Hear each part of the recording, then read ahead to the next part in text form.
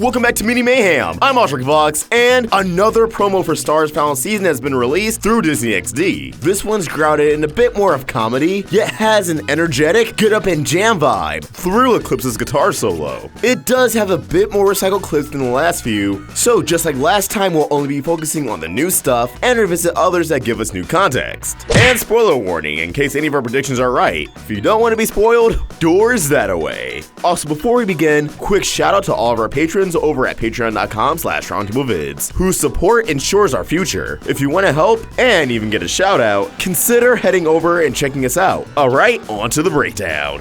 What if you kicked it up a little, like... Where's Eclipse? We're back!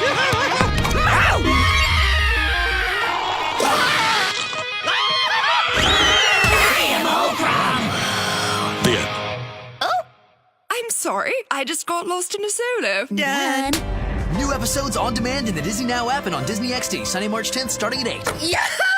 I did it! Kicking things off, Moon and Eclipse are seen somewhere in what I assume to be Mewni Castle, as the former Queen of Mewni seems to be picking up guitar, using the one Eclipse strung together in Total Eclipse of the Moon. At first glance, this may just seem like a goofy moment with no greater connection to the season's overarching story, but it actually has some pretty major implications. I believe this is from the episode Moon Remembers. Notice how Moon's in that same wardrobe as the scene in the last promo, of her spotting something in the grandma room. There's also that scene of Star and Moon on a Warnicorn, with Moon in her queen outfit. Some folks have suggested this is Star attempting to jog Moon's memory, that after escape from the Pie Folk, Moon will still suffer from amnesia. I believe regardless of Moon's memory returning, or if she manages to recall or repressed memory in the episode's climax, this scene in particular alludes to Moon trying to find a new purpose on Mewni, with her reign of queen coming to a close. With the guitar, perhaps she takes a swing at being a songstrel, replacing Rubariot. After all, he never received any consequences for his association with Star's Song Day, although that may be a gray area. I did suggest she could also open up a bakery, taking after her mother Comet Butterfly's pies, but the events escaped from the Pie Folk may turn them away from that idea. Let us know in the comments what you think Moon's new purpose on Mewni could be, while we move to a scene that I'm a bit more confident now is from the Ponyhead show. Star kicks open a door, demanding to know where Eclipse is, only for the Queen of Darkness to be in a fancy new getup, surrounded by Ponyhead's sisters. Now, when Star rushes in, the door is labeled dressing room, and we see a rack of different clothes hanging up, giving me the vibe this is for whatever show Ponyhead's conducting. I think Eclipse is present, looking a bit more fashionable for a younger audience, because she's going to make an appearance on Ponyhead's show. Remember, none of Mewni's inhabitants seem to be content with her reclaiming the throne.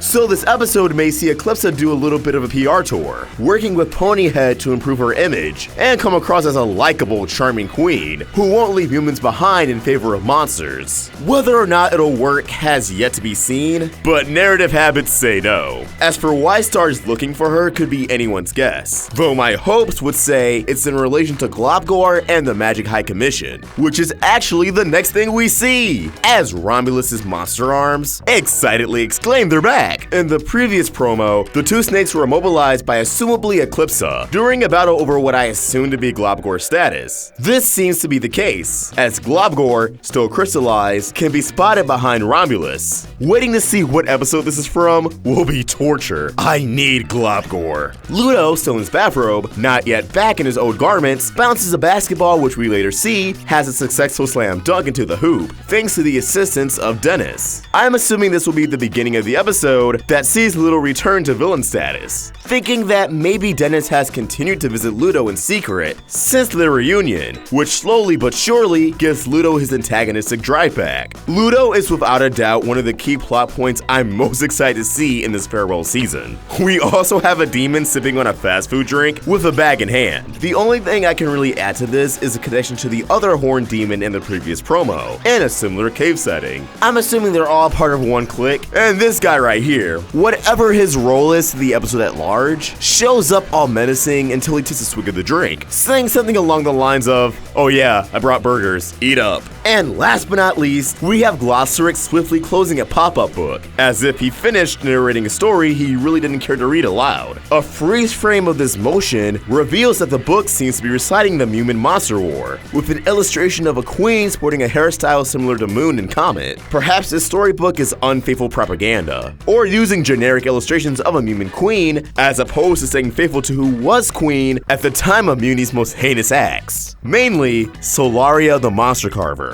I'm going on a limb here, and assuming this is either a story Glossaryck is reluctantly telling Moon in an attempt to jog her memory, or this serves as a bedtime story to Meteora. Glossaryck hoping he'll just put her to sleep as quick as possible. We saw Glossaryck do something similar to Ludo in The Hard Way, and considering Glossaryck's left arm here appears to be in a cast, I'm going to lean towards Meteora. Perhaps she did some serious damage to him, making him fed up and annoyed with the infant. She likes using Marco's arm as a chew toy after all. With a noticeable lack of Glossaryck in the promotional material for this upcoming season, it's a bit refreshing to finally see him. But what do you guys think? What could Moon's new role in Mewni be now that she's no longer queen? Can Eclipsa win over the masses? Why is Glossaryck's arm in a cast? Comment below your thoughts or tweet them at Roundtable Vids. And for my own thoughts, you can follow me at OstricVlogs. We're also on Instagram. Help the Roundtable grow by either becoming a member of this channel or supporting us over at Patreon. Pick up some merch. Links to everything in the description.